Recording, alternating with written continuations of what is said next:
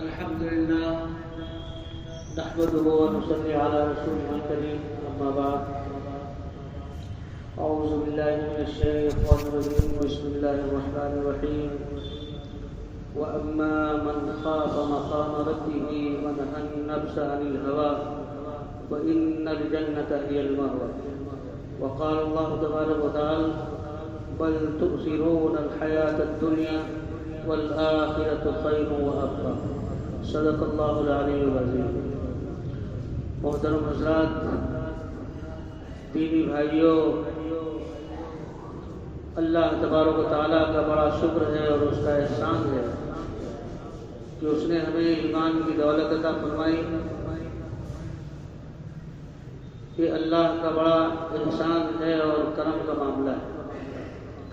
ہم انسانوں کے ساتھ جن انسانوں کو ایمان کی دولت مل گئی، ابھی میں نے آپ حضرات کے سامنے 2 آیتیں تلاوت کی ہیں۔ میں چاہتا ہوں کہ انہی دونوں آیتوں کی روشنی میں آج کی گفتگو ہو۔ دیکھیے، پہلی آیت جو میں نے تلاوت کی ہے اس میں اللہ تبارک و تعالیٰ ارشاد فرماتے ہیں وَأَمَّا مَنْ خَافَ مَقَامَ رَبِّهِ وَنَهَى النَّفْسَ عَنِ الْهَوَىٰ، کہ جو شخص اللہ کے سامنے حاضر ہونے سے، اللہ کے سامنے کھڑے ہونے سے ڈر گیا اور ڈرتا ہے اور نفسانی خواہشات سے بچتا ہے، فَإِنَّ الْجَنَّةَ هِيَ الْمَأْوَىٰ، تو فرمایا کہ اس کا ٹھکانہ جنت ہی ہے۔ دوسری آیت ہے بل تؤثرون حیات الدنیا، کہ تم لوگ دنیاوی زندگی کو ترجیح دیتے ہو، دنیاوی زندگی کو مقدم رکھتے ہو، والآخرۃ خیر وابقیٰ، جبکہ آخرت کی زندگی بہتر ہے اور باقی رہنے والی ہے۔ آج کل جو ہمارے اندر بیماریاں ہیں، جو ہمارے اندر برائیاں ہیں، ہمارے اندر جو دنیا کی طلب ہے، دنیا کی حرص ہے، اس کی وجہ یہی ہے کہ اللہ تبارک و تعالیٰ فرما رہے ہیں اس کی وجہ یہ ہے کہ تم دنیا کو ترجیح دیتے ہو، دنیا کو سب کچھ سمجھتے ہو، حالانکہ یہ دنیا کی زندگی پانی ہے، ختم ہونے والی ہے۔ اس کے بعد زندگی کا دوسرا مرحلہ اور دوسرا سلسلہ شروع ہوگا۔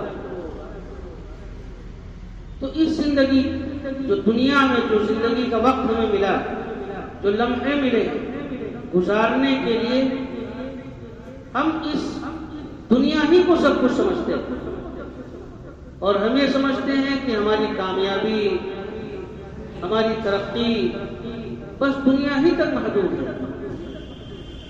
لیکن یہ بات یاد رکھیں کہ دنیا نہ دائمی ہے، نہ ہمیشہ ہمیش رہنے والی ہے۔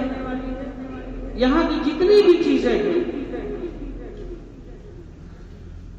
ہر چیز مٹنے والی اور ختم ہونے والی ہے۔ ہماری فکر ہوتی ہے کہ ہماری زندگی دنیا کی اچھی گزرے، خوشیاں رہیں ہماری زندگی کے اندر،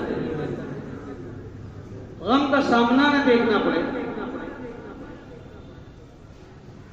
راحت کی ایسی چیزیں ہوں جو ہماری زندگی کو سکون دینے والی ہو، آرام پہنچانے والی ہو، بہترین سے بہترین بلڈنگیں ہوں، بہترین سے بہترین مکانات ہوں، ہمارے ایسے مکانات ہوں اور ان مکانوں میں ایسے آلے لگے ہوئے ہوں کہ اگر ٹھنڈی کا موسم آئے تو ٹھنڈک بھی ہمیں محسوس نہ ہو، گرمی کا موسم آئے تو گرمی ہمیں محسوس نہ ہو. لیکن میرے بھائی کیا یہ بتائیے یہ ساری چیزیں ہمیشہ باقی رہنے والی ہیں؟ یہ چیزیں ہمیشہ ہمیں آرام پہنچانے والی ہیں؟ تو اللہ فرماتے ہیں کہ تمہارے اندر جو برائیاں پنپ رہی ہیں، جو ہم سے دور ہوتے جا رہے ہیں، ہماری عبادتوں سے غافل ہو، اس کی وجہ یہی ہے کہ تم دنیا کو ترجیح دیتے ہو. آخرت دنیا کی نہ خوشی دائمی ہے نہ غم دائمی ہے. کوئی ایسا انسان ہو ہی نہیں سکتا جو دنیا میں یہ کہہ دے کہ ہم ہمیشہ خوش رہیں. ہمارے پاس یا ہم سے کبھی غم کا گزر بھی نہیں ہوا ہے، اور کوئی یہ نہیں کہہ سکتا ہے کہ ہمیں ہمیشہ غم ہی غم رہا ہے کبھی ہم خوش نہیں ہوئے. تو دنیا میں خوشی بھی ہے غم بھی ہے، لیکن یہ ساری چیزیں ختم ہونے والی ہیں. ہم زندگی گزار رہے ہیں دنیا میں، یہاں کی کوئی چیز دائمی اور آخرت کی چیزوں کے مقابلے میں بہتر اور اچھی نہیں ہے. یہاں تو مسئلہ یہ ہے دنیا میں کہ جو چیزیں ہمیں زیادہ مرغوب ہوتی ہیں، جو چیزیں ہمیں زیادہ پسند ہوتی ہیں، جن چیزوں کی طرف ہمارا رجحان ہوتا ہے، آخر کار دل اس سے بھی بھر جاتا ہے. بسا اوقات نفرت کی نگاہوں سے دیکھنے لگتا ہے. مثال کے طور پہ ہمیں بھوک لگی، ہم اچھا کھانا کھانا چاہتے ہیں، اور اچھا کھانا ہمارے دسترخوان پہ موجود ہے. ہم کھاتے جا رہے ہیں، پھر ایک وہ وقت آئے گا، ایک ایسا لمحہ بھی آئے گا کہ جو چیزیں ہمیں محبوب تھی ہم کھا رہے تھے، وہ چیزیں موجود بھی ہیں، لیکن ہاتھ رک جاتا ہے. طبیعت کھانے کو نہیں چاہتی مزید. وجہ یہ ہے کہ انسان آسودہ ہو گیا. اب جو چیز اسے بڑی محبوب تھی، اب آدمی کو یہ کہے کہ بھائی نہیں، آپ کے سامنے مثال کے طور پہ میٹھی چیز میں رسگلہ رکھا ہوا ہے، بہت محبوب ہے، ہم کھاتے گئے، 1 کھائے، 10 کھائے، 20 کھائے، ایک حد ہوتی ہے اس کی. 20 کھانے کے بعد متلی سے آنے لگتی ہے. وہ کھانا جو مرغوب تھا، جو محبوب تھا، جو پسند تھا، اب اسی سے نفرت پیدا ہو رہی ہے. ہاتھ نہیں اٹھ رہے ہیں، طبیعت نہیں چاہ رہی ہے، ایسا لگ رہا ہے کہ اگر ایک لقمہ اور کھائے تو طبیعت خراب ہو جائے گی، الٹی ہو جائے گی. اب اگر کوئی کہیں گے یہ رقم یہ انعام لے لیجیے اور 5-6 اور ہیں وہ بھی کھا لو، نہیں کھائے گا کہ نہیں کھا سکتے. لیکن جنت کا مسئلہ ایسا نہیں. آخرت کی زندگی وہاں جتنی بھی نعمتیں ہوں گی، دل کبھی بھرے نہیں، آسودہ ہی نہیں ہوگا. مثال کے طور پہ میٹھی چیز کھانے بیٹھا، کھاتا جا رہا ہے جب تک اس کی خواہش ہے. وہاں ایسا نہیں کہ اس کو ہٹاؤ سامنے سے، یہ اچھی نہیں لگ رہی ہے. تو آخرت کی جتنی چیزیں ہیں وہ دائمی ہیں، ہمیشہ باقی رہنے والی ہیں. ان کا ذائقہ بھی ویسا ہے کہ کبھی انسان اٹھائے گا ہی نہیں کھا کر، جیسے دنیا کے اندر ہے کہ اب ہم نہیں کھائیں گے. تو اللہ تبارک و تعالیٰ نے فرمایا کہ ایک بیماری ہے تمہارے لیے اے انسان، وہ یہ ہے کہ آخرت کی زندگی پر تم دنیا کو ترجیح دیتے ہو، دنیا ہی کو ترقی کا ذریعہ سمجھتے ہو، راحت و سکون کا ذریعہ دنیا ہی کو سمجھتے ہو. اور اسی لیے ہم انسان دنیا کے حصول کے لیے صبح سے لے کے شام تک دنیا کے پیچھے دوڑتے ہیں، آخرت کو بھولے ہوئے، جس کی وجہ سے ہماری زندگی ظاہری طور پہ تو بہت ہم خوشحال نظر آتے ہیں، لیکن اندرونی طور پہ ہم بہت بے چین، ہماری روح کو غذا نہیں مل رہی، ہمارے اعضاء خوش ہیں، آنکھیں خوش ہیں، جوش ہے، ان کو غذا مل رہی ہے، ان کے اندر طاقت ہے، ان کے اندر قوت ہے، لیکن ہماری جو روح ہے وہ بے چین ہے، بے قرار ہے، تو اسے سکون ہی نہیں ملتا ہے۔ وجہ یہ ہے کہ روح کو سکون اور چین ملے گا آخرت کی غذا سے، کہ ہم اسے ایسی غذا اس کے لیے فراہم کریں جو اس کی تقویت کا ذریعہ بنے۔ یہ جو ہم دنیاوی چیزیں استعمال کر رہے ہیں دنیا کے اندر، وہ تو ہماری ظاہری باڈی، ظاہری صحت، اس کی توانائی کی چیز ہے، لیکن جو آخرت اور ہماری روح کو توانائی پہنچانے والی، اس کو غذا دینے والی، اس کو قوت دینے والی جو چیزیں ہم اس سے غافل ہیں۔ ہم نمازوں سے غافل ہیں، روزوں سے غافل ہیں، جو نیک کام اس سے غافل ہیں۔ ظاہر سی بات ہے، ظاہری سکون تو ہمیں میسر ہے، لیکن باطنی سکون ہمیں میسر نہیں ہے۔ اللہ والے تھے جنہیں دنیا کی اتنی فکر نہیں تھی جتنی آخرت کی فکر تھی، کہ ہماری آخرت سمجھ جائے۔ صحابہ کرام جن کو جنت کی بشارت دی گئی، حضرت ابو بکر رضی اللہ عنہ جو خلیفہ اول ہیں، جن کو صادق ہونے کا لقب اللہ تبارک و تعالیٰ نے عطا فرمایا، صدیق کا لقب اللہ نے عطا فرمایا، ہجرت کے موقع پہ اللہ تبارک و تعالیٰ نے اپنے حبیب صلی اللہ علیہ وسلم کا جسے رفیق بنایا وہ حضرت ابو بکر رضی اللہ عنہ۔ اور یہی نہیں، بلکہ جس وقت نبی کریم صلی اللہ علیہ وسلم نے جننے کا اعلان فرمایا مسجد نبوی کے اندر، اس میں 2-3 واقعے ہیں۔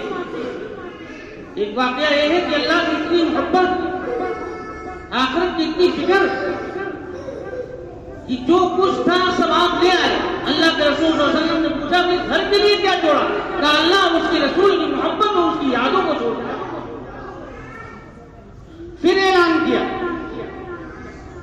روایت میں آتا ہے کہ آپ گھر گئے، جو کپڑا پہنے ہوئے تھے آپ نے فروخت کیا اور تاج پہن کے آئے، اور اس کی جو قیمت تھی نبی کریم صلی اللہ علیہ وسلم کی خدمت میں پیش کر دیا۔ آپ صلی اللہ علیہ وسلم نے جب نگاہ اٹھائی تو کیا دیکھتے ہیں؟ حضرت جبرائیل علیہ السلام کی تشریف فرما ہے۔ آپ نے پوچھا یہ کیا ماجرا ہے؟ انہوں نے فرمایا کہ جب ابو بکر رضی اللہ عنہ نے یہ عمل کیا تو اللہ تبارک و تعالیٰ نے آپ کی خدمت میں سلام بھیجا ہے، اور ہمیں ان کی اطاعت، یعنی انہوں نے جو عمل کیا ہے، ڈانٹ کا لباس پہنا ہے، اس لباس کو پہننے کا حکم دیا اور کہا جاتے ابو بکر کا استغفار۔ تو آپ بتائیے اتنی اونچی شخصیت ہے، ایک طرف خلیفہ بھی ہے اور اللہ کی طرف سے سلام آنا ہے، اور آپ کہاں یہ اتنی بے چین کہ آپ ایک پتے کو دیکھتے ہیں تو ہاتھوں کی انگلیوں میں پکڑ کے کہتے ہیں کاش ابو بکر یہ پتا ہوتا، تاکہ اللہ کے سامنے کھڑے ہو کے جواب نہ دینا پڑتا۔ تو وہ خوف یا ایسا خوف جب ہمارے اندر پیدا ہوگا تب دنیا کی محبت، دنیا کی وہ حرص، دنیا کی وہ لالچ جو اللہ سے غافل کر دیتی ہے، جو اللہ سے دور کر دیتی ہے، جو آخرت کے سلسلے میں سوچنے والی فکر کو منجمد کر دیتی ہے، جب یہ فکر ہوگی تو پھر ایسا معاملہ نہیں ہوگا اور انسان دنیا ہی کو سب کچھ نہیں سمجھے گا۔ آج ہم گناہ کرتے ہیں، نہ اللہ کا خوف ہے۔ دوسری آیت میں، پہلی آیت جو میں نے تلاوت کی، اس میں اللہ تبارک و تعالیٰ فرماتے ہیں، دو علامتیں بیان فرماتے ہیں۔ آپ فرماتے ہیں کہ جنت جو شخص اللہ کے سامنے حاضر ہونے سے ڈر گیا، یعنی گناہ کرتے وقت یہ خیال آ گیا کہ کل اللہ کے سامنے کھڑے ہو کے ہمیں جواب دینا ہے، اللہ کے سامنے ہماری پیشی ہوگی۔ وہ اللہ جس نے ہمیں زندگی دی، جس نے ہمیں انسان بنایا، جس نے ہمیں خلیفہ بنایا، اپنے ہاتھوں سے بنایا، جس نے ہمیں ماں کے پیٹ میں غذائیں پہنچائی، جو ہر وقت ہمارا خیال رکھتا ہے، اس اللہ کے سامنے حاضری ہوگی۔ ہم کیا جواب دیں گے؟ تیرا کھایا اور تیرے کے خلاف عمل کیا، تیری زمین پہ رہے۔ ایک واقعہ ہے ابراہیم بن ادہم رحمۃ اللہ علیہ کہ ایک صاحب آئے اور کہنے لگے حضرت کوئی ایسی نصیحت کر دیجئے جس سے ہم گناہ سے بچ جائیں۔ آپ نے کہا ٹھیک ہے، پہلی نصیحت یہ کہ جب گناہ کرنے کا داعیہ پیدا ہو، گناہ کرنے کا ارادہ پیدا ہو، تو اللہ تبارک و تعالیٰ کا رزق کھانا چھوڑ دو۔ انہوں نے کہا حضرت یہ کیسے ہو سکتا ہے؟ بھئی اللہ ہی کا دیا، ہم بھی کھاتے ہیں، سب کھاتے ہیں، اللہ کی روزی کیسے چھوڑ سکتے ہیں؟ اللہ نے جو رزق دیا ہے بغیر اس کے ہم کھائیں گے کیا؟ تو کہنے لگے جب رزق چھوڑ نہیں سکتے تو گناہ ہی چھوڑ دو۔ دوسری نصیحت کی، کہا یہ کرو کہ اللہ کی زمین سے نکل جاؤ۔ جب گناہ کرنے کا داعیہ پیدا ہو، نفس گناہ پر آمادہ کرے، تو پھر اللہ تبارک و تعالیٰ کی زمین سے نکل جاؤ اور کہیں اور رہنے لگو۔ کبھی یہ بھی نہیں ہو سکتا۔ ساری زمین، ساری کائنات اللہ تعالیٰ ہی کی، تو ہم زمین سے کیسے نکل سکتے؟ آپ نے فرمایا اگر یہ بھی نہیں کر سکتے ہو، بالکل ارادہ بن گیا ہو کہ اب ہم گناہ کر ہی لیں گے، تو کہا پھر یہ کر لو کہ چھپ کے گناہ کرو، مالک دیکھ نہ پاوے، اللہ تبارک و تعالیٰ دیکھ نہ پائے کہ میرا بندہ گناہ کر رہا ہے۔ انہوں نے کہا کہ حضرت یہ بھی نہیں ہو سکتا، اس لیے کہ اللہ تو ہر چیز کو دیکھتا ہے۔ اللہ تبارک و تعالیٰ تو رات کی تاریکی میں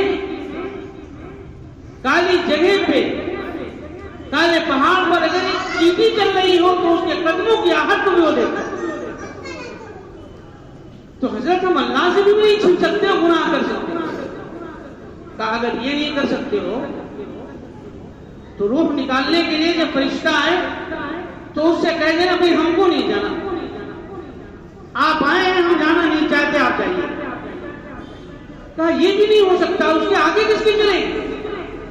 اسے جو اللہ نے حکم دیا ہے وہ اپنے حکم پہ لگا ہوا ہے، اس سے بھاگا بھی نہیں جا سکتا، وہ تو روح نکال کے رہے گا۔ تو کہا یہ نہیں کر سکتے ہو تو گناہ چھوڑ دو۔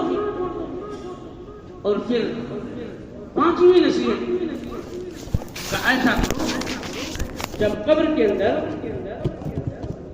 فرشتے سوال و جواب کرنے کے لیے آئے تو کہتے میں سوال جواب نہیں کروں گا، میں جواب نہیں دوں گا، آپ جائیے یہاں سے۔ کہا یہ بھی نہیں کر سکتا۔